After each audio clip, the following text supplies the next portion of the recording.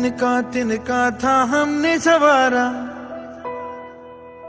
अपनी वो माटी और घर बारा। लुट रहा ये चमन अपना वतन, आंखों से अपनी लुट रहा ये चमन अपना वतन, आंखों से अपनी। संकल्प बोल के हम तो निकल पड़े, हर द्वार खोल के गगन गए विजयी भव, विजयी भव, गगन गए विजयी भव।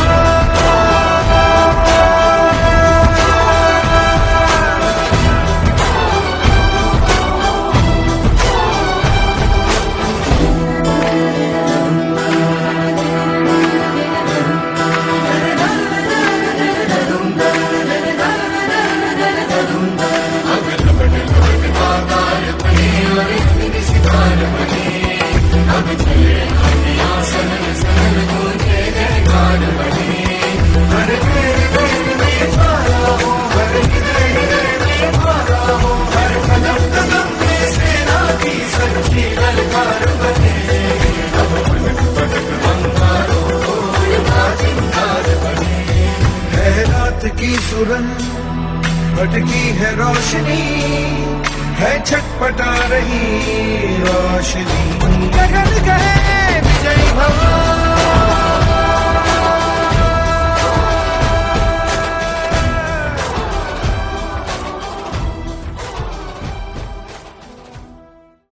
ओम शांति। गगन भव विजयी भव।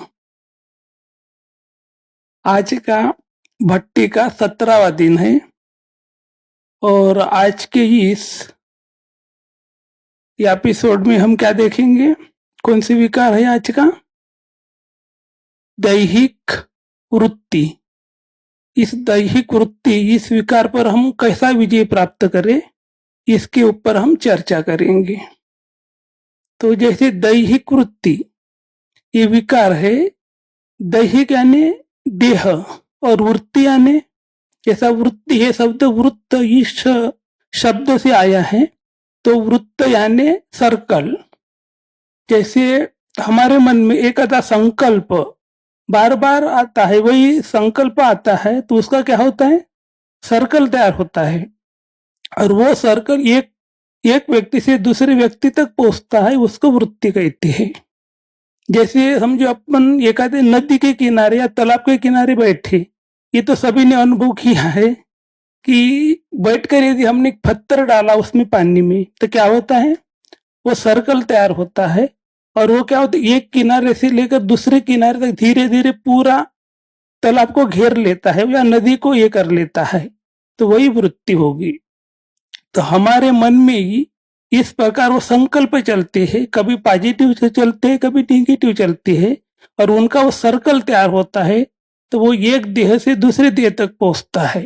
जैसे समझो पर एग्जाम्पल, जैसा हमें कभी क्रोध आता है, किसी ने कुछ बोल दिया, तो क्या हमारे मन पसंद कोई चीज हमें प्राप्ति नहीं हुई, तो किसी ने कुछ बोला तो हमें क्या होता है, क्रोध आता है। और वही संकल्प बार बार हमारे मन में चलते रहते हैं, तो फिर वो वायुमंडल वैसा बन जाता है, क्रोध में वायुमंडल बन जाता है। और उस वायुमंडल में यदि जो भी व्यक्ति आएगा तो उसको क्या हो जाएगा, उस वायुमंडल में वो घेर जाएगा और उसको भी आती अशांत हो जाएगा, चिड़चिड़ापन आ जाएगा। तो ये निगेटिव, यदि निगेटिव संकल्प हमारे मन में चल रहा है तो उसका वाइब्रेशन दूसरे व्यक्ति पर इस प्रकार पड़ता है। यदि हमारे मन में पॉजिटिव संकल्प चल रहा है, एकांत हमारे मन पसंद चीज हमें मिल गई है या कोई वस्तु की प्राप्ति हो गई है तो हम खुश हो जाते हैं, चलो भाई वो वस्तु मिल गई, तो फिर क्या होता है, वो सुख मंडल तैयार हो जाए, सुख शांति की अनुभूति होती है। वही संकल्प बार बार हमारे मन में चलेंगे उस टाइप के, और वो वायुमंडल उसी प्रकार का बन जाएगा। और उस वायुमंडल में जो भी व्यक्ति आएगा तो उसे क्या हो जाएंगी, सुख या शांति की अनुभूति हो जाएंगी। तो ये होगी वृत्ति की परिभाषा कि इस प्रकार वृत्ति। तो जैसे हमारे मन में यानी स्मृतियां चलती है, एक तो देह के प्रति और आत्मा के प्रति स्मृतियां चलते हैं। जब देह के प्रति हमारे अंदर स्मृतियां चलती है तो देह कृत्य हो जाती है, यानी देह का आकर्षण हो जाता है, यानी देह कृत्य हमारी बन जाती है।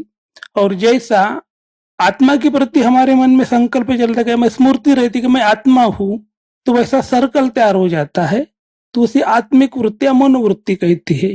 तो जैसे हमारे मन में जब देह की स्मृति चलती है तो हमें क्या होता है, फिर देह की स्मृति चलेंगी तो देह भी याद आएगा ना, देह के प्रति आकर्षित तो हो जाएंगे हम, और एक देहधारी दूसरे देहधारी पर आकर्षण हो जाता है, दैहिक वृत्ति चली तो उसमें क्या होता है, फिर देह देह की तरफ आकर्षित हो जाता है, तो फिर यानी एक एक विकारों की प्रवेशता होती, जैसा बाबा ये बोलते ना, देह क्या है, विकारों की जड़ है। जब हम देह भान में आते हैं तो एक एक विकारों की प्रवेशता हो जाती है, और फिर हम उसके लिए पुरुषार्थ करते हैं। समझो क्रोध का भूत आ गया, फिर उस पर पुरुषार्थ करते हुए निकालने के लिए, वो निकलता है, एक निकलता है, दूसरा आ जाता है, फिर दूसरे के लिए पुरुषार्थ करते तीसरा आ जाता है। ऐसे एक के पीछे क्या होता है, विकार आ जाता है। यानी देह के आकर्षित में हम वृत्ति स्मृति में रहते, जब देह के स्मृति में रहते तो एक एक विकारों की हमारे अंदर प्रवेशता होती है। और इस प्रकार बाबा ने बोला है ना कि इसको देह को देखो, यानी देह को नहीं देखो, यानी देह के अंदर जो आत्मा है, आत्मा को देखो। क्योंकि जब हम देह को देखेंगे तो ये हमें क्या हो जाएगा, देह भी याद आएगा, देह के प्रति हम आकर्षित हो जाएंगे, और फिर विकारों की प्रवेशता हो जाएंगी हमारे अंदर। तो बाबा बोलते कि देह, ये देह क्या, देह एक सांप रूपी ये है, विकार है। जैसा हम देह को देखते तो सांप को देखते, जैसा सांप है, सांप तो अपना कार्य करेंगे ना, उसका संस्कार क्या, सांप का डंक मारना। उस दिन हम सुशील भाई जी के पास ऐसे नकी पर जा रहे थे, एक छोटा सा सांप रास्ते में दिखा, तो भाई जी को लगा कि ये सांप बीच में है, वह कोई गाड़ी वगैरह आ जाएंगे तो उसके अंदर दब इन तो मर जाएगा, तो इसको बाजू में करेंगे। अपन छोटी सी लकड़ी ली और उसको हटाने लगे, एकदम वो डंक मारा था, ऐसा ऐसा कर रहा था। इसलिए बाप भी बोलती है शरीर क्या है, देह रूपी सांप है, तो इसको देखेंगे तो वो हम उसी में फंस जाएंगे। इसलिए आज के साकार मुरली में बोला ना बाबा ने कि देह अभिमान में आकर के न फंसना है किसी में और न फंसाना है किसी को, तो हमें देह के आकर्षण में नहीं रहना है। तो ये सांप है, सांप रूपी देह है, तो उसको हम नहीं देखो, तो भ्रुकुटी बीच में आत्मा, मनी को देखो, आत्मा को देखो बोलते बाबा।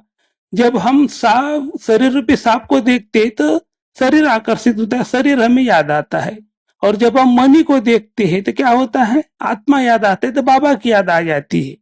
तो इस प्रकार बाबा कहते हैं कि वो मनी को देखो, मनी को देखेंगे तो बाबा के गले का मनी बन जाएंगी।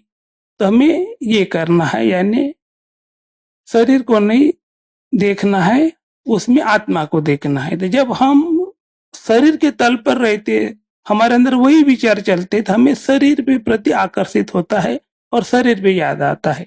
और जब हम आत्मिक स्मृति में रहते, जैसे हमारे मन में आत्मा के प्रति संकल्प चलती है, हमें क्या होता है, आत्मा याद आता है, और आत्मा के साथ परमात्मा के साथ हमारा कनेक्शन जुड़ जाता है। और ऐसे वायुमंडल में जो भी आत्मा हमारे संबंध संपर्क में आता है तो उसको भी आत्मा की अनुभूति होती है। जैसे ब्रह्मा बाबा हर बार क्या करते, अशरीर स्थिति का अनुभव करते, बीच बीच में अभी भी कर्म किए, अभी भी अशरीर हो जाते थे, तो उसके संबंध संपर्क में जो भी व्यक्ति आता था तो उसे बाबा को क्या, बाबा की अशरीर स्थिति का अनुभूति होती थी और वो भी अशरीर बन जाती थी। तो ये एक ये है। तो हमें देहिक वृत्ति पर विजय प्राप्त करना है, तो उसके लिए क्या करना पड़ेगा, हमें आत्मिक स्मृति में खुद को करना पड़ेगा, आत्मिक स्मृति में रहना पड़ेगा। जब हम आत्मिक स्मृति में रहते हैं तो उसका वाइब्रेशन क्या होता है, नजदीक जो व्यक्ति है उसको तो आत्मिक स्थिति की अनुभूति करा सकते, लेकिन दूर बैठे व्यक्ति का भी हम कल्याण कर सकते। जैसे बाबा बोलते हैं मनसा सेवाधारी, जैसा हमारे पास बहुत सारी बाबा से प्राप्ति शक्तियां है, तो हम वो एक एक शक्ति का प्रयोग कर सकते उन लोगों का कल्याण करने के लिए। यानी यहाँ से हम यदि किसी व्यक्ति को यदि आत्मस्थिति में स्थित हो जाए हम, और मन बुद्धि से एकाग्र होके यदि कोई संकल्प देवे हम दूर बैठे व्यक्ति को भी, तो हमारा संकल्प क्या होता है, उसको टच हो जाता है।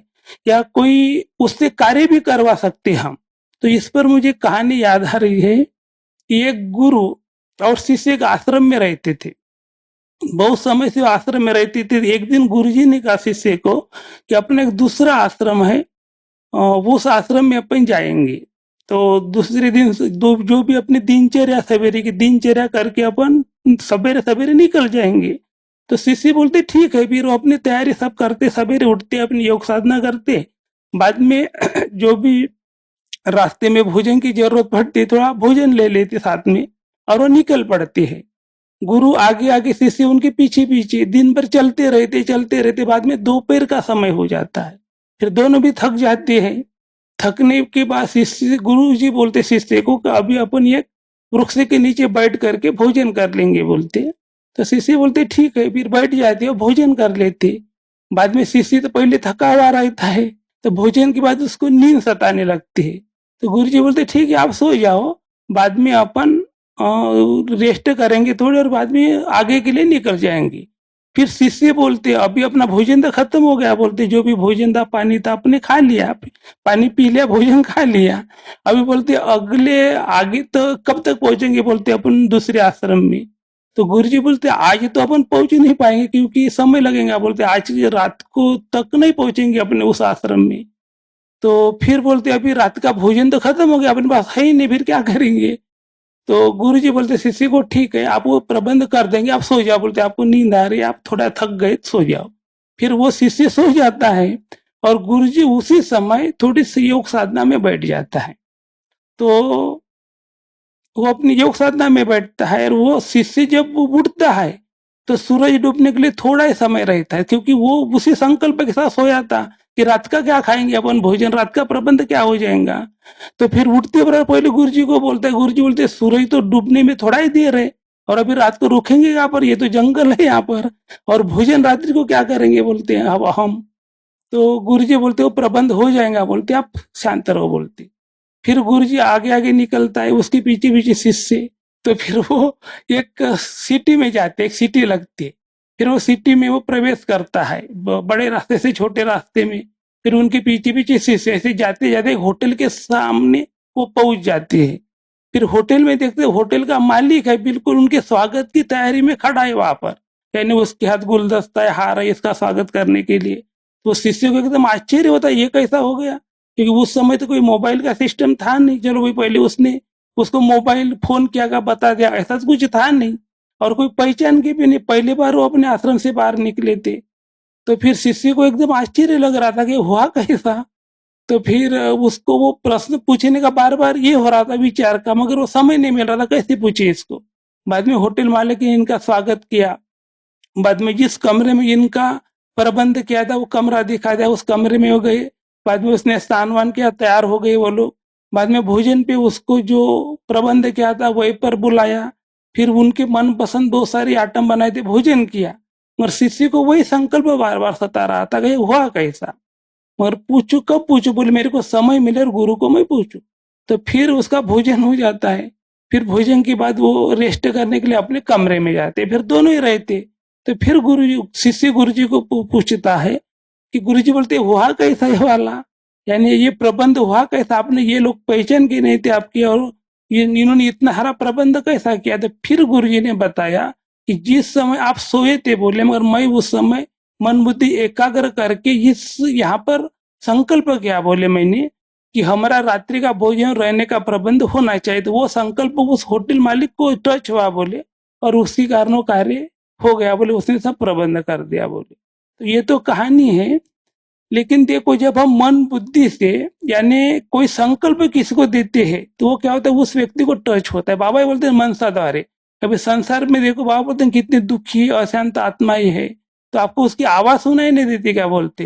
तो वो आवाज कब सुनाई देंगी हमें, जब हम उस स्थिति में रहेंगे, आत्मीय स्थिति में स्थित रहेंगे, देह भान में नहीं रहेंगे, तो हमें वो आवाज भी सुनाई दे सकते। ब्रह्मा बाबा को जैसे सवेरे 2 बजे उठते थे, उनको सारे संसार की दुखी आत्मा की आवाज सुनाई देती थी, तो बाबा उनको क्या करते, सकाश देते थे उसी समय।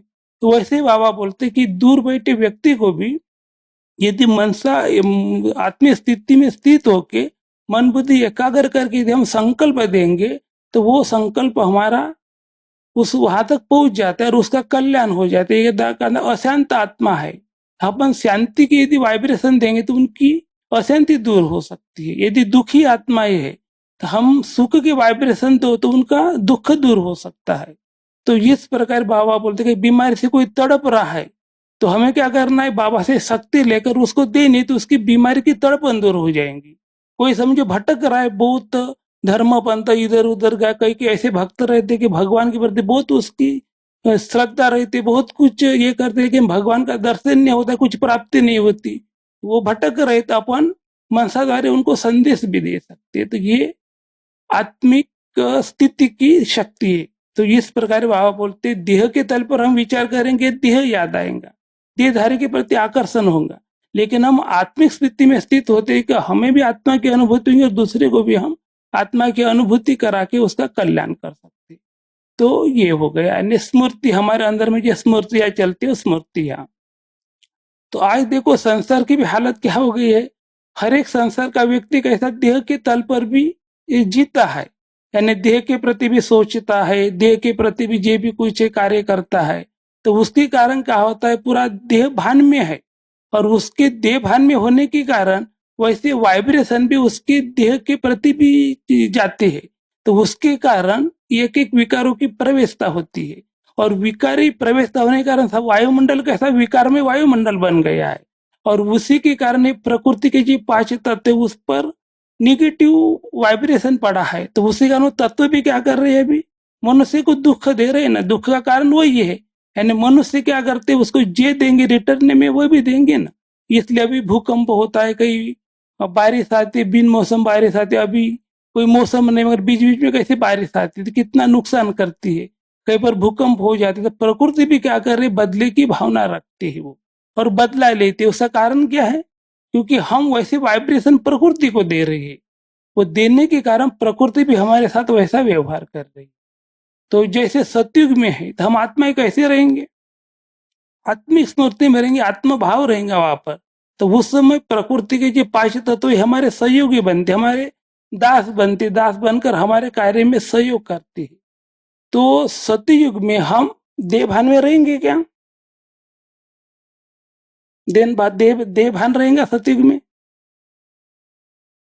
हाँ क्योंकि हाँ क्योंकि देह भान में तो रहेंगे ना, क्योंकि जैसा लक्ष्मी है वो बोलेंगे नारायण मेरे पति है, यानी शरीर तो भान तो आ गया ना, यानी पति है, यानी भान हो गया, या लक्ष्मी है संबंध जुड़ेगा ना उनका, लक्ष्मी बोलेंगे ये नारायण मेरे पति है, या नारायण बोलेंगे लक्ष्मी मेरी पत्नी है, तो ये संबंध जुड़ गया यानी भान हो गया।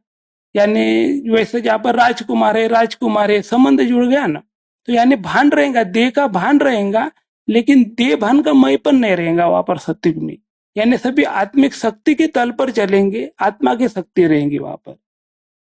हाँ अभिमान यानी देह का अभिमान नहीं रहेगा, मयपन का अभिमान नहीं रहेगा, मैं ये नहीं रहेगा, खाली भान तो रहेगा। तो ये सत्युग में रहेगा। और जैसे हम द्वापर युग में जाते हैं, द्वापर युग में क्या होता है, यानी देह अभिमान का मयपन की प्रवेशता होती है, और जब मयपन की प्रवेशता होती ही एक एक विकारों की प्रवेशता हमारे अंदर आ जाती है। इसलिए बाबा बोलते हैं ना, देह ये क्या है, सारे विकारों की जड़ है। तो फिर रावण के जो भी पांच विकार है, एक एक विकारों की प्रवेशता होती है द्वापर युग से, और द्वापर युग से प्रवेशता होने के कारण हम आत्मा क्या होते, दुखी हो जाती, और जब दुखी हो जाते फिर क्या करते हैं, कल भी बाबा ने साकार मुरली में बोला था ना, जब ज्यादा दुख बढ़ जाते, दुखी बन जाते, फिर भक्ति शुरू कर देते हम, तो भक्ति शुरू हो जाती है। तो वो समय भी हम आत्मा ने क्या क्या द्वापर युग लगते है वो दुखी हो गए, विकारों की प्रवेशता होगी हमारे अंदर, फिर हमने भक्ति शुरू कर दिया। तो सबसे पहले किसकी भक्ति की, शिव बाबा की भक्ति की ना। तो मगर वो उस समय की जो भक्ति थी वो क्या सत्व प्रधान भक्ति थी, ऐसी यानी दूसरे का कल्याण हो जाए। जैसे द्वापर युग का हमने इतिहास या कई शास्त्र में सुना है सभी ने, तो उसमें ये भी ऋषि मुनि लोग है, वो जो भक्ति करते थे, तो वो भक्ति कैसे थी, स्वार्थमय भक्ति नहीं थी, यानी दूसरे का कल्याण हो जाए, इस कल्याण की टाइप की भक्ति थी वहां पर। क्योंकि वो भी जैसे ये जब यज्ञ करते थे उसमें क्या करते थे कि सभी प्रकृति सत्व प्रदान हो जाए या दूसरे का कल्याण हो जाए, इस कल्याण के प्रति वो भक्ति करते थे। तो अपना भी कल्याण हो जाए, उसके साथ साथ बाकी संसार के लोगों का भी कल्याण हो जाए, प्रकृति का भी कल्याण हो जाए, इस टाइप की भक्ति करते थे। फिर समय और बढ़ता गया, आगे बढ़ता गया, फिर भक्ति में भी थोड़ा परिवर्तन हो गया। फिर भक्ति कैसे हो गई, यानी उपकारी भक्ति, परोपकारी भक्ति हो गई शुरू, क्योंकि जिसने अपने ऊपर उपकार किया तो उसकी हम भक्ति करना शुरू कर दिया बाद में।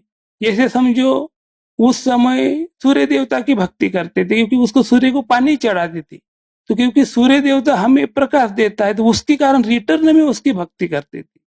तो जैसे जल देवता है, समझो जल जल पानी देता है, उसी कारण खेती में फसल आती है, तो उसके कारण इंद्र देव की पूजा करते थे। यह और किसकी इसकी पूजा करते थे, वृक्ष की। तो वृक्ष से हमें ऑक्सीजन मिलता है, छाव मिलती है, उसी कारण वृक्ष की पूजा करना शुरू कर दिया। जैसे खेती में ये है, तो खेती की पूजा ये भी, अभी तो कोई किसान पूजा नहीं करते होंगे खेती की, मगर उस समय यानी हम छोटे थे, हमने देखा उस समय जैसे खेती में बुआई करने के पहले यानी बीज बोने के पहले किसान क्या करते थे, अपने खेती की पूजा करते थे, और पूजा करके फिर वो जो बीज उसको बोना है खेती में, उसको भी ऐसे जो भी उनका इष्ट देव है उसके सामने रखते थे, और सामने रख करके फिर थोड़ा याद करके अपने इष्ट देव को फिर वो बीज खेती में बोते थे। तो हाँ, फिर बैलों की भी पूजा करते थे, टीका लगाते थे, क्योंकि वो भी उसको खेती में सहयोग करते थे, इसलिए उसकी यानी जिन्होंने उनको सहयोग किया उनका वो पूजा करते थे। बाद में जो फसल काटते थे खेती में, तो उस समय पूजा करके फिर फसल काटते थे। हाँ, और नई फसल अर्पित करते थे एक अपनी खेती में, जो भी इष्ट देव या देव है उसके सामने अर्पित करके फिर वो अनाज घर में लेके आते थे। तो ये भक्ति कैसी थी उस समय की, यानी जी हाँ, भोग भी लगाते थे पहले शुरू में फसल आती थी तो। हाँ, खुशियां मनाते थे, अच्छी फसल फसल निकलने के बाद खुशियां मनाते थे। जी हाँ, तो इस प्रकार ये हर एक स्टेट में जिनके जो भी संस्कृति उसी अनुसार वो पूजा करते थे। यानी वो भक्ति कैसी थी, परोपकारी थी, यानी रिटर्न में जो अपन को कोई दे रहे तो उसके रिटर्न में भक्ति करते थे। तो जी हाँ, दूसरे को बांटते भी थे और भंडारा भी करते थे। तो इस प्रकार की भक्ति की रस्म रिवाज थी उस समय। बाद में समय आगे बढ़ता गया, फिर और भक्ति में क्या और परिवर्तन हो गया। तो फिर उस समय कौन सी भक्ति शुरू हुई, स्वार्थ वाली भक्ति। अभी संसार के लोग कौन सी भक्ति करते हैं, पूरी स्वार्थ वाली भक्ति करते हैं ना, क्योंकि कोई भी कभी भक्ति देवी देवता की पूजा नहीं करेंगे, वो कभी मंदिर में नहीं जाएंगे, लेकिन कभी बीमार पड़ गए कोई तो फिर क्या करेंगे, फिर उनकी भक्ति करना शुरू कर देते। या कोई बिजनेस में लॉस हो गया, फायदा होना चाहिए, फिर भगवान के मंदिर में जाते हैं, उसको ये बोलते हैं कि यदि हमें बिजनेस में फायदा हो गया तो हम आपको 1 किलो पेड़े का क्या करेंगे, चढ़ाएंगे, ये कुछ ये करेंगे। लेकिन कभी कभी उसमें वो क्या करते हैं, यानी उसमें कभी बोलते देते हैं लेकिन उसको फायदा हो गया तो वो भी भूल जाते हैं कभी, यानी कभी रिटर्न करेंगे नहीं तो रिटर्न भी नहीं करते। इस प्रकार की भक्ति होगी समझो। कभी एक आंधा बीमार, किसी का बेटा बीमार पड़ गया तो भगवान के मंदिर में ही जाएंगे, उसको बोलेंगे कि यदि मेरा बेटा ठीक हो गया तो मैं 100 लोगों को आपके मंदिर में भोजन खिलाऊंगा, या कुछ दक्षिणा उसके जो भी पुजारी उसको दूंगा। लेकिन ठीक होने के बाद क्या करते, उसमें वो ये करते, यानी कम कम ये करते, यानी एकानामी करते। जैसे समझो 1000 रुपए का पहले बोला उसने, 1000 रुपए चढ़ाओ तो उसमें 100 रुपए भी काम चला लेती है। या 100 रुपए को 100 लोगों का भोजन खिलाने का पहला बोल देते, लेकिन 10 लोग को भोजन खिला के अपना काम निपटा देते। तो इस प्रकार स्वार्थ की भक्ति करते हैं, यानी फायदा हुआ तो भगवान की भक्ति करेंगी, और यदि मन्नत भगवान को बोला और यदि नहीं हुआ उसका बीमार, यदि बेटा बीमार पड़ गया और उसने यदि नहीं बीमार ठीक हो गई उसकी, तो फिर वो भगवान को भी गाली देना चालू कर देंगे, वो आगे पीछे देखेंगे नहीं, या उस भगवान को छोड़ के दूसरे भगवान की पूजा करेंगे। तो ऐसा था, हम सभी आत्मा ने वही किया ना, क्योंकि भक्ति मार्ग में भी हमने बाबा की कितनी गिलानी की। तो इसके बारे में बाबा ने आज बोला है ना कि मैं पति शरीर में, पति दुनिया में आता हूँ तो भी मेरी ग्लानि करती, लेकिन लास्ट में बाबा ने क्या वो बोला कि सभी को, किसी को भी छोड़ूंगा नहीं, सभी को सजा खानी पड़ेगी, सजा धर्मराज द्वारा सबको सजा मिलेंगी बोलते। हाँ, निरंतर यदि याद करके पाप कर्म भस्म नहीं किए तो आपको दंड लगाएंगे बोलते बाबा, यानी धर्मराज से दंड लगेंगे उनको। तो इस प्रकार भक्ति में क्या हो गया, स्वार्थ भाव आ गया। तो इस प्रकार की भक्ति, तो अभी देखो संसार में बहुत दुख दर्द बहुत बढ़ गया है और सब देह भान के तल पर भी जी रहे हैं। तो फिर भगवान को जब अति हो जाती तब क्या होता है, भगवान को आना पड़ता है। तो फिर परमात्मा इस धरती पर आए और आने के बाद शुरू शुरू में क्या किया उन्होंने, आते ब्रह्मा के तन का आधार लेकर इस पति शरीर में आए और पति दुनिया में आए और आकर के जिस समय भगवान इस सृष्टि पर आए उस समय सारे सृष्टि पर उसने दृष्टि डाली। तो ये भी देवकुल की आत्माएं थी, सभी का उस समय भी जन्म होगा। उसका यादगार रूप में अपन शिव जयंती मनाते, जैसे शिव जयंती मनाते हैं ना, तो बाबा बोलते हैं ना, बाप की जयंती सो बच्चों की जन्म जयंती, यानी एक साथ मनाते। जब हम शुरू शुरू में ज्ञान मार्ग में आए थे तो बाबा की वो लैंग्वेज हमें समझ में नहीं आती थी कि बाबा तो 1937 में आ गए और हम तो अभी भी ज्ञान में आ गए। फिर बाबा बोलते कि बच्चों की जन्मदिन तो बाबा की जन्मदिन तो बच्चों की जन्मदिन, एक साथ कैसा जन्मदिन हो जाएगा। लेकिन जब भगवान इस सृष्टि पर आए थे सब उसकी दृष्टि सभी आत्मा पर पड़े थे, उस समय भी उनका जन्म हो गया। तो उसके यादगार में ये शिव जयंती है। तो अभी हम आगे देखेंगे कि जो दैहिक वृत्ति है तो उस वृत्ति पर विजय प्राप्त करना है हमें, तो उसके लिए क्या करना पड़ेगा विधि, आप बताइए थोड़ा, कौन सी विधि अपनाएंगे क्या दैहिक वृत्ति हमारी समाप्त हो जाएंगी। हाँ, वृत्ति वृत्ति से चेंज हो जाएंगे। यदि पॉजिटिव वृत्ति हमने किसी के प्रति रखी तो वो वाइब्रेशन उस व्यक्ति तक पहुंचेंगे तो उसकी भी वृत्ति पॉजिटिव हो जाएंगी। तो आत्मिक वृत्ति से हमने उसको वाइब्रेशन दिया तो वो भी यानी बॉडी कॉन्शियस से सोल कॉन्शियस में हो जाएगा। और जी हाँ, श्रेष्ठ संकल्प करेंगे क्योंकि अब हम ये दूसरे को देंगे वृत्ति द्वारा, वही रिटर्न में ये होगा, यानी वो भी श्रेष्ठ स्थिति होंगी जो उनकी, और उनके द्वारा हमें भी श्रेष्ठ वायुमंडल में वातावरण मिलेगा वैसे। और कमलेश भाई जी, हाँ, देह को एक मंदिर समझे, बाबा बोलते हैं देह एक मंदिर है और आप इसकी जड़ चैतन्य मूर्ति है, तो अपन कोई चैतन्य मूर्ति समझो। तो ये भी एक वाइब्रेशन हो गया पॉजिटिव। ये देह दूसरे को सुख देने के लिए मिला है, दूसरे का कल्याण करने के लिए मिला, तो इस भावना से यदि हम वृत्ति ये करेंगे, संकल्प करेंगे, तो वो हमारे देह द्वारा दूसरे का कल्याण हो जाएगा।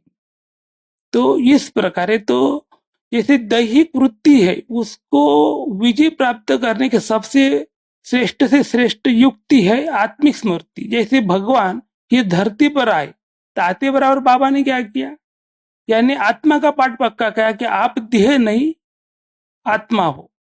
तो आत्मा का पाठ हमें पक्का करना है कि जब समझो, और आत्मा का पाठ क्या, फर्स्ट से लास्ट पार्ट, क्योंकि ये लास्ट तक हमें वो पाठ को स्मृति में रखना है, उसको भूल नहीं सकते। जैसे समझो अंतिम समय में बाबा बोलते कि जो आत्मा आत्म स्थिति में स्थित रहेंगी तो वो क्या हो जाएगा, तो वो पासविद आनर हो जाएंगे। यदि तो बाबा के साथ उसका कनेक्शन जुड़ जाएगा और वो पासविद आनर होंगे और हम देह के स्मृति में रहेंगे तो उस समय देह याद आएगा, बाबा याद नहीं आएगा और अंतिम समय में हम फेल हो जाएंगे। इसलिए आत्मा का पाठ हमें पक्का करना पड़ेगा और उसका बहुत समय से अभ्यास करना पड़ेगा। ऐसा एक दो ऐसा कुछ समय तक रटने से नहीं होगा, यानी जब तक हम शरीर में आत्मा है तब तक वो स्मृति रखनी पड़ेगी कि हम आत्मा है। जैसे ब्रह्मा बाबा ने, जैसे शिव बाबा ने उसके अंदर प्रवेशता की और क्या क्या पहला पाठ दिया ब्रह्मा बाबा को शिव बाबा ने कि आप शरीर नहीं आत्मा हो। तो उसी दिन से ब्रह्मा बाबा ने क्या किया, आत्मा का पाठ पक्का किया, प्रयोग किया, उन्हें पहले स्वयं पर प्रयोग किया। इसलिए बाबा ने अभी ये संडे के पहले क्या व्यक्त वाणी चले उसमें बाबा ने बोला ना कि प्रयोगी आत्मा बनो, आपके पास जो भी शक्ति है गुण है उसका प्रयोग करो। तो पहले क्या करना है, स्वयं पर प्रयोग करो, बाद में दूसरे के ऊपर प्रयोग करो, जो भी शक्तियां प्राप्त ही वैसा। तो हमें ब्रह्मा बाबा ने क्या किया, आत्मा का ही प्रयोग किया, पहले स्वयं पर किया, क्योंकि उनका जो लौकिक परिवार था उसको पहले देह के तल पर भी वो संबंध के रूप में याद करते थे। जैसे यशोदा माता थी, उनकी युगल थी, पत्नी के रूप में उसको देखते थे। जैसा उसका बेटा था नारायण, उसको बेटे के रूप में देखते थे वो। और जो दादी थी निर्मल शांता, उसको बेटी के रूप में देखते थे वो। तो इस प्रकार सबको देह के तल पर देखते थे वो। लेकिन जैसा ही बाबा ने उसको पता कि आप शरीर नहीं आत्मा हो, तो उसी दिन से बाबा ने क्या किया, आत्मिक स्मृति में देखना शुरू किया कि यशोदा एक आत्मा है, नारायण आत्मा है, निर्मल शांता दादी आत्मा है। तो इस प्रकार आत्मा का बाबा ने अभ्यास किया, बहुत दिन से अभ्यास किया। तो उसका क्या हुआ, जब अंतिम समय में जब बाबा अव्यक्त हुए, तो उसके पहले जब वो शरीर से आत्मा निकल रही थी, जब आत्मा निकलती तब क्या होता है, बहुत असहनीय दर्द होता है, अपन वो दर्द सहन नहीं कर सकते। ये संधि से द्वारे बाद में पता चला कि जब बाबा की स्थिति कैसी थी उस समय, जब शरीर से आत्मा निकल रही थी, तो उस समय बहुत दर्द हो रहा था। तो उस दर्द में बाबा को क्या हुआ, वो शरीर की तरफ ध्यान नहीं था। उस समय बाबा बॉडी कॉन्शियस में नहीं थे, तो सोल कॉन्शियस में थे। और बाबा मन ही मन शिव बाबा को याद कर रहे थे कि बाबा मैं आया कि आया, इस प्रकार से वो बोल रहे थे। तो देखो बाबा ने बहुत समय से अभ्यास किया, उसके कारण उस समय अंतिम समय में बाबा क्या हो गए, यानी पांचवी दानर हो गए, यानी कर्म भोग पर योग बल का विजय प्राप्त हो गया। तो हमें भी क्या करना है, यानी वो स्मृति रखनी आत्मा का, यानी लास्ट तक, यानी आत्मिक स्मृति में रहना है। तो आत्मिक स्मृति में रहेंगे हम, तो क्या हो जाएगा, दैहिक वृत्ति हमारे आत्मिक वृत्ति में परिवर्तन हो जाएंगे और दैहिक वृत्ति से हम विजय प्राप्त करेंगे। दूसरी विधि है निरंतर बाबा की याद। जैसे आज भी बाबा ने बोला, सुखदेव भाई जी बता रहे थे, क्या बताया, यदि निरंतर बाबा को याद करेंगे तो आपके जन्म जन्म के पाप कर्म दग्ध हो जाएंगे। ये नहीं तो दंडे खाने पड़ेंगे, बोले बाबा ने। क्योंकि यदि योग बल से हमारे विक्रम विनाश नहीं हुए, फिर धर्मराज की सजा खानी पड़ेंगी, डंडे खाने पड़ेंगे। तो हाँ, कीचक नहीं बनना है। तो ये बाबा ने ये बोला है। तो निरंतर बाबा की याद, तो निरंतर बाबा की याद कैसे करेंगे हम, क्योंकि हम तो कार्य में रहते हैं। क्योंकि बाबा बोलते हैं 8 घंटे में मुझे याद करो, तो 24 घंटे में से बाबा ने 8 घंटे दिए है याद करने के लिए। एक जगह पर बैठकर तो हम याद नहीं कर सकते बाबा को। तो उसके लिए बाबा ने बोला, चलते फिरते घूमते फिरते मुझे याद करो। जैसे बाबा हर बार उसका जिन का मिसाल देते हैं कि जिन मुहाफिक मुझे याद। तो निरंतर बाबा की याद हमें करें। जैसे हम भोजन कर रहे हैं, तो भोजन करते समय क्या बाबा की याद में करेंगे हम भोजन, तो उससे क्या हो जाएंगे, हमारी बुद्धि भी सत्व प्रदान हो जाएंगी और हमारे विचार बहुत अच्छे चलेंगे। बाबा की याद का भोजन खाएंगे तो बाबा हमेशा याद रहेगा हमें, भोजन हजम होने तक। तो भोजन करते समय बाबा की याद। बाद में बाबा ने बोला कि सोते जागते समय बाबा की याद। जैसे जिस स्मृति से हम सोते हैं, तो जागते समय क्या होता है, वही स्मृति हमें याद आती है। यदि हम सोने के पहले बाबा को 5 मिनट याद करेंगे या एकांत अव्यक्त वाणी के एक पैराग्राफ पढ़कर सोएंगे, तो वो स्मृति, उसी स्मृति में हमें नींद आएंगी। उसको योग निद्रा, योग नींद में भी योग रहेगा। जैसे हम भी बाबा की याद करके यदि सोते हैं, और वो स्वप्न कैसे पढ़ते हैं, उस समय सत्व प्रधान स्वप्न पढ़ते हैं। कभी कभी हम बाबा के बच्चों ने कहीं ने ऐसा अनुभव सुना होगा, कभी हमें नींद में स्वप्न आते, स्वप्न कैसे रहते हैं वो, कभी हम बाबा को याद कर रहे हैं या बाबा के कमरे में बैठे हैं या मुरली सुन रहे, इस प्रकार के स्वप्न आते हैं। या कभी कभी कहते समस्या प्रॉब्लम आ गया, अभी कभी कभी अपन स्वप्न भी भयानक डरावना स्वप्न दिखता है, तो उसमें क्या होता है, हमारे मुख से बाबा यानी शब्द निकलता है, शिव बाबा शिव बाबा से। कई बच्चे जोर से नींद में चिल्लाते हैं, तो क्यों, क्योंकि उनको स्मृति रहती है कि बाबा की याद। तो याद के कारण वो वैसी नींद हो जाती है। इसलिए बाबा बोलते सोते समय भी मेरे याद में सो जाओ, तो आंख खुलती हमें बाबा याद आएगा। फिर घूमते फिरते बोलते बाबा, क्योंकि ये संसार में हमें रहना, संसार में रहते हुए भी क्या करना है, बाबा की याद में रहना। क्योंकि कर्म योगी बन के हर एक कर्म करने, तो संसार में रहते बाबा याद रहे। जैसे इस पर मुझे स्वामी विवेकानंद जी की एक कहानी याद आ रही है कि उसको देखो कैसे भगवान की उसको हमेशा याद रहती थी। एक बार अमेरिका के ऐसे एक गलियों में वो चल रहे थे, उनका एक शिष्य था और वो दोनों चल रहे थे। तो स्वामी जी आगे आगे, उसका शिष्य पीछे पीछे। तो जाते समय अचानक स्वामी विवेकानंद रुक गए और रुक कर वो एक एक बिल्डिंग थी, इमारत, उसके तरफ देखने लगे। तो वो शिष्य को लगा कि स्वामी जी क्यों रुके, क्या देख रहे? तो उस बिल्डिंग पर एक सुंदर कन्या थी, तो उसकी तरफ वो देख रहे थे। तो फिर इनको लगा स्वामी जी को क्या हो गया, आज वो कन्या की तरफ क्यों देख रहे हैं? मगर पूछे तो पूछे कैसा उनको, मगर 1 मिनट तक वो देखते रहे। तो फिर वो शिष्य को लगा स्वामी जी ऐसे देखना नहीं चाहिए, फिर ये तो वो ब्रह्मचारी हम लोग, और ये देख क्यों रहे उन कन्या की तरफ? तो फिर मगर वो देख भी रहे थे, फिर उनको बोले पूछिए कैसे स्वामी जी को। फिर उनने हिम्मत की, क्योंकि समय ज्यादा हो रहा था, देखते भी जा रहे थे। फिर उसने पूछा कि स्वामी जी बोले आप उधर कन्या की तरफ क्यों देख रहे हो, अपन तो बाल ब्रह्मचारी, आपने तो बोला कि स्त्री का मुंह भी नहीं देखना है। तो फिर देखो स्वामी जी ने कितना अच्छा उत्तर दिया उस समय उनको, शिष्य को, कि बोले देखो ये कन्या इतनी सुंदर है, बोलते इसको बनाने वाला जो भगवान है वो कितना सुंदर होगा। अपन जो गीत है ना अपना, कि जिसकी रचना इतनी सुंदर और रचनाकार कितना सुंदर होगा। तो देखो उस समय भी वो देख रहा था वो कन्या की तरफ, लेकिन उसकी स्मृति में क्या था, भगवान स्मृति में था। तो वैसा हमें भी बाबा बोलते हैं ना कि बॉडी की तरफ देखो, लेकिन उसके आत्मा को देखो, और आत्मा को देखेंगे तो भगवान हमें बराबर याद आएंगे। तो घूमते फिरते भी धंधाधोरी में कार्य तो सब करने पड़ेंगे हमें, मगर उस कार्य करते भी क्या हमारी स्मृति कौन सी रहे, बाबा की याद। तो इस प्रकार बाबा बोलते कि खाते पीते घूमते फिरते मेरे याद में रहो। तो इतनी याद करने से हमारे विकर्म विनाश होंगे क्या? विकर्म विनाश हो जाएंगे इतने कर्म करने से। जैसे दिनचर्या में अपन बाबा को इस प्रकार याद करते, तो हो जाएंगे विकर्म विनाश। क्योंकि इतने करने से हमारे विकर्म विनाश नहीं होंगे, क्योंकि एक फाउंडेशन ही है वाला। क्योंकि बाबा बोलते विकर्म विनाश होने के लिए बीज रूप स्थिति होनी चाहिए हमारी, यानी ये एक बाबा के अतिरिक्त तो कुछ भी याद नहीं है। जैसे हम योग में ही बैठते हैं, तो कितना समय बाबा याद आता है हमें, एक ज्यादा से ज्यादा 1 मिनट आएगा, फिर इधर उधर बुद्धि बुद्धि भटकती रहती है। तो फिर वो 1 मिनट में क्या 1 सेकंड में जो एकाग्र मन बुद्धि होती है, उसी समय हमारे विकर्म विनाश होंगे, बाकी समय नहीं होंगे। जैसे दिनचर्या में इस प्रकार हम बाबा को याद कर रहे हैं, तो इससे विकर्म विनाश नहीं होंगे। खाली इतना होगा कि ये प्रेजेंट हमारे जो वर्तमान में जो भी विकर्म बच जाए, विकर्म से हम बच जाएंगे, ये विकर्म नहीं होंगे हमारे।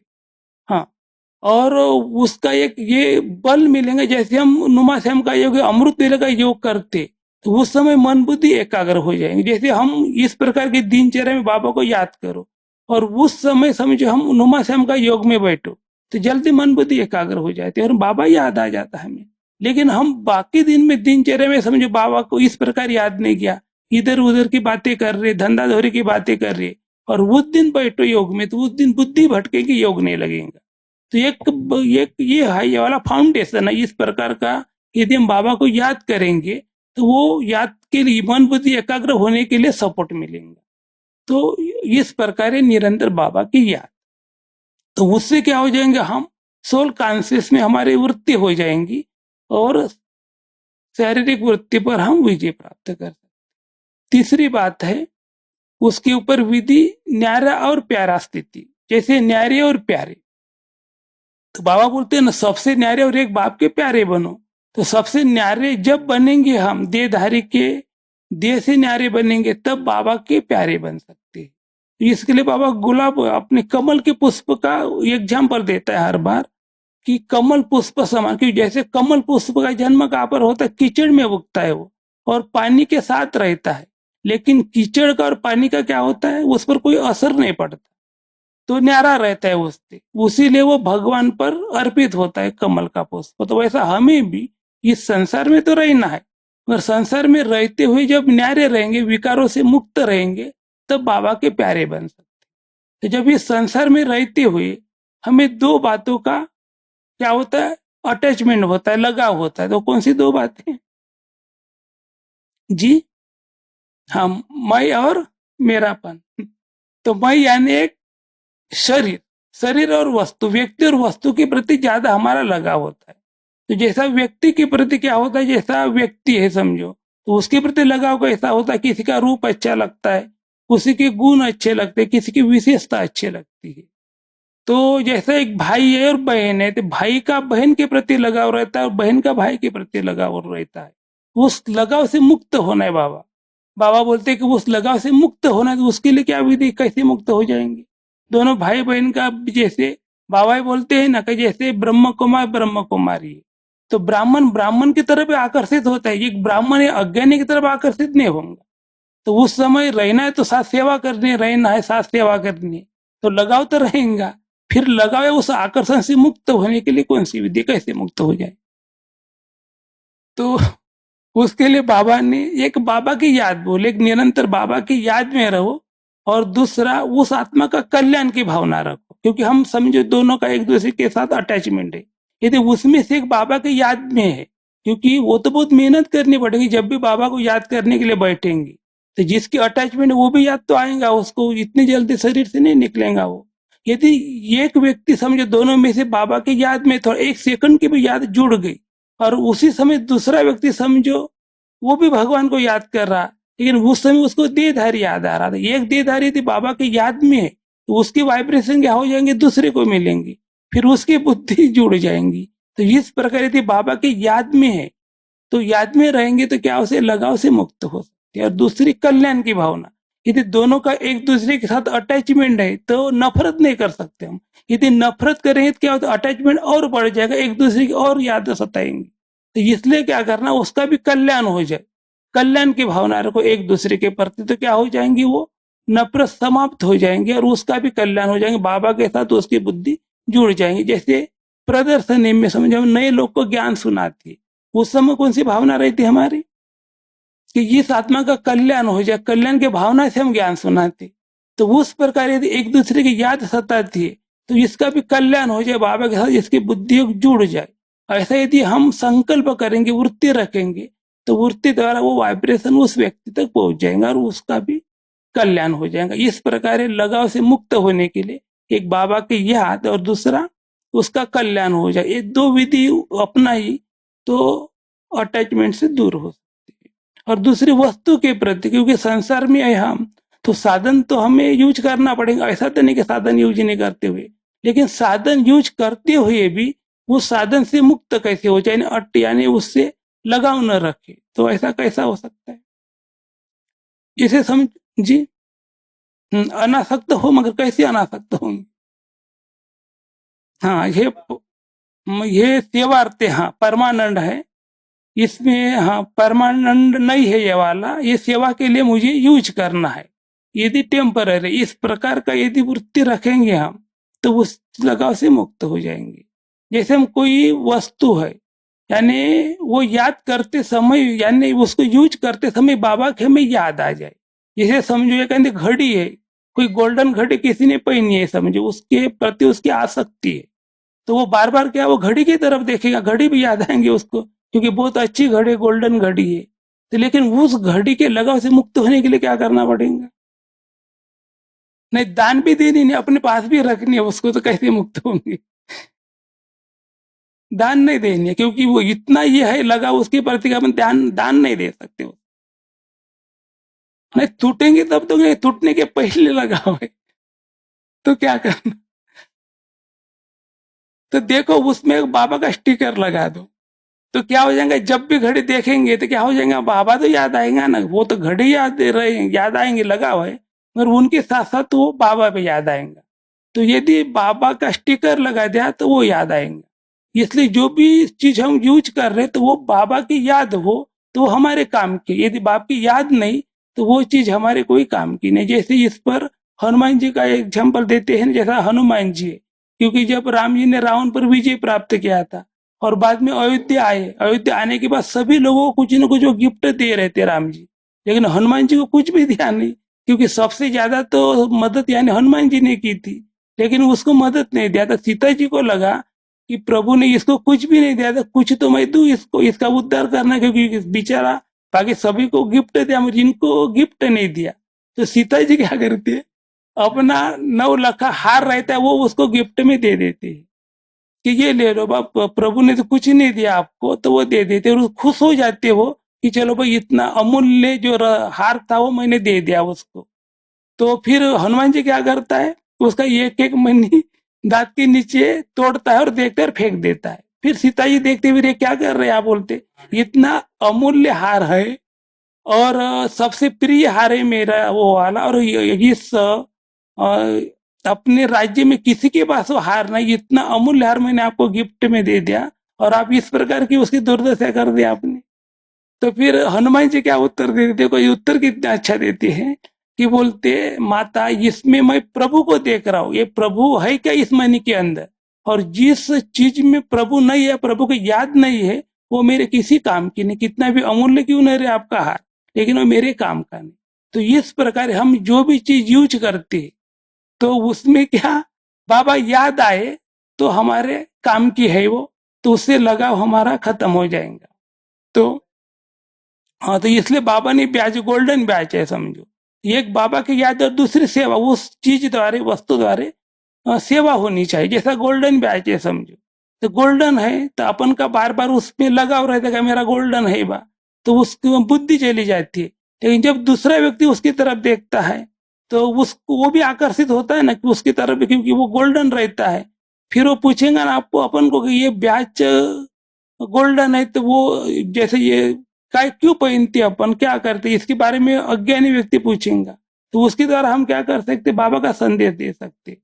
तो इस प्रकार जो भी यूज चीज हम यूज कर रहे साधन, तो उसके प्रति क्या बाबा की याद हो या सेवा होनी चाहिए, तो लगाव से मुक्त हो सकते हैं। जैसा समझो अपन भोजन कर रहे हैं, तो भोजन की उससे भी बाबा की याद और सेवा हो जाए, तो भोजन से भी कैसे सेवा हो सकती है। हाँ, भोजन खिलाने से। जी, और हाँ, बाबा की याद में तो अपन खाते हैं, मगर सेवा सेवा उसके द्वारा। तो जैसा हम बाबा का भोजन, जैसे समझो कोई व्यक्ति रूखी सूखी रोटी भी क्यों न रहे, लेकिन बाबा के याद से धीरे धीरे दृष्टि देकर खा रहा है, तो वो खाने से क्या हो जाएंगी, हमें बाबा की याद रहेंगी, तो आत्मा शक्तिशाली बन जाएंगी, हमारा फायदा हो गया। और दूसरा व्यक्ति जब देखेगा कि वो बाबा के याद में दृष्टि देकर खा रहा है, तो उसको देखकर क्या हो जाएगा, उसको ही बाबा याद आ जाएंगे। नहीं तो कई लोग अभी समझो ऐसे भोजन पे बैठते हैं, वहां पर रहता भी है कि बाबा की याद में भोजन करो या मौन में भोजन करो, लेकिन वो जोर जोर से बातें करते हैं, तो उस दृष्टि को देखकर क्या दूसरे लोग को अनुभव होगा कि उसमें तो बाबा याद नहीं आएगा। लेकिन इस प्रकार के यदि बाबा की याद में भोजन करेंगे तो हमको भी शक्ति मिलेगा, और जो भी देखेंगे उसको भी बाबा याद आएगा। तो इस प्रकार जो भी वस्तु हम यूज करते या भोजन करते हैं, तो इस प्रकार उससे लगाव से मुक्त होने के लिए एक बाबा की याद और सेवा, इस भावना से करो, तो उस लगाव से हम मुक्त हो सकते हैं। तो ये हो गई न्यारी और प्यारी अवस्था, और एक लास्ट है उपराम अवस्था। तो न्यारे और उपराम में क्या फर्क है, न्यारी अवस्था और उपराम अवस्था हमारी, क्योंकि न्यारी अवस्था यानी क्या, सबसे संसार से न्यारे और एक बाबा के तब प्यारे बन सकते, और उपराम अवस्था यानी ना शरीर में होते हुए भी उसका भान न हो, तो हाँ, तब उससे ये बहुत ऊंची स्थिति है न्यारी, स्थिति से उपराम अवस्था बहुत ऊंची। जैसे समझो अपन हलवा बना रहे कढ़ाई में, तो जब हलवा बनाते हैं तो उस समय क्या करते हैं, वो बार बार चिपकता है कढ़ाई को, तो फिर वो खुरपे से क्या करते हैं, उसको निकालते हैं, तो मेहनत करनी पड़ती है निकालने की। तो न्यारी अवस्था में उसको न्यारा करना पड़ता है वो कढ़ाई से, लेकिन जब वो पक जाता है तब ये ऑटोमेटिक छोड़ देता है, उसको मेहनत नहीं करनी पड़ती फिर पकाने वाले को। तो यानी जैसे न्यारी अवस्था यानी हलवा बना रहे हैं, और यदि पक गया यानी उपराम अवस्था, तो शरीर छोड़ा नहीं, लेकिन शरीर में होते हुए भी उपराम अवस्था यानी मेहनत करने की जरूरत नहीं फिर, क्योंकि जैसे ब्रह्मा बाबा अंतिम जब शरीर से आत्मा निकल रहे थे उस समय उसको मेहनत करने की जरूरत नहीं पड़ी, क्योंकि बहुत समय से उसने वो अभ्यास किया था आत्मा का, तो ऑटोमेटिक उनको शरीर का भान निकल चुका था उनका। इसलिए बाबा गुलाब के पुष्प का उदाहरण देते, जैसे गुलाब का पुष्प उसके दो विशेषता है, ये क्या नहीं क्या है, वो जब गुलाब का पुष्प परफेक्ट हो जाता है यानी वो खिल जाता है पूरा, तो वो क्या सूखता है ना, सूखने के पहले उसकी पंखुड़ा झड़ जाती है, यानी अपने आप निकल जाते हैं, नीचे गिर जाते हैं, और खाली अंदर का भाग रहता है, यानी वो न्यारा होता है अपने आप, यानी उपराम स्थिति होगी वो वाली। और दूसरा, उस पर भौरा नहीं बैठता बोलते गुलाब के पुष्प पर, तो ये जिनकी गुलाब की स्थिति जिस व्यक्ति की बनती है आत्मा की, तो वो किसी के ऊपर आकर्षित नहीं होता, किसको होने नहीं देता अपने तरफ आकर्षित। तो ये गुलाब के पुष्प से दो विशेषता हम ले सकते हैं, इसलिए बाबा ही बोलते हैं ना कि अब रूहे गुलाब हो। तो रूहे गुलाब यानी हम ये जिनकी स्थिति रहती है वो न किसी पर आकर्षित होते न किसको अपने ऊपर आकर्षित होने देती है। तो ये उपराम स्थिति होगी। तो जब उपराम स्थिति हमारी बन जाएंगे तब अपने आप देह भान मिट जाएगा, उसको मेहनत नहीं करनी पड़ेगी।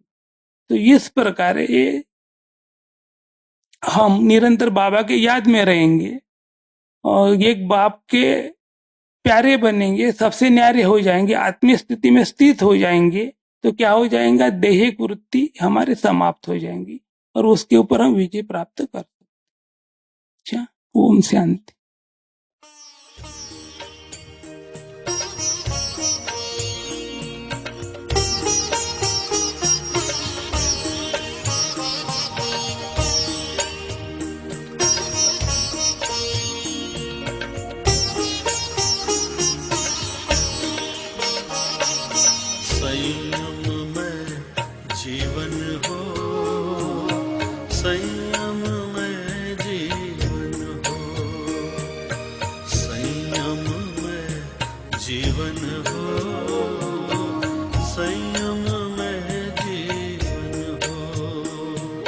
नैतिकता की सुरसरिता में जन जन मन पावन हो, संयम में जीवन हो, संयम में जीवन हो, संयम में जीवन हो।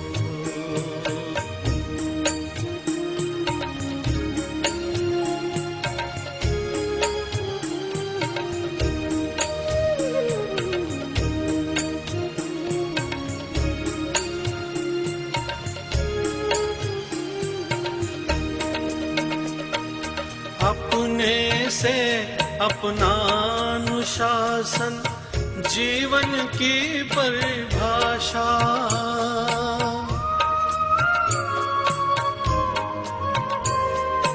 अपने से अपना अनुशासन जीवन की परिभाषा, वर्ण जाति या संप्रदाय से मुक्त धर्म की भाषा, छोटे छोटे संकल्पों से, छोटे छोटे संकल्पों से मानस परिवर्तन हो, संयम में जीवन हो, संयम में जीवन हो, संयम में जीवन हो।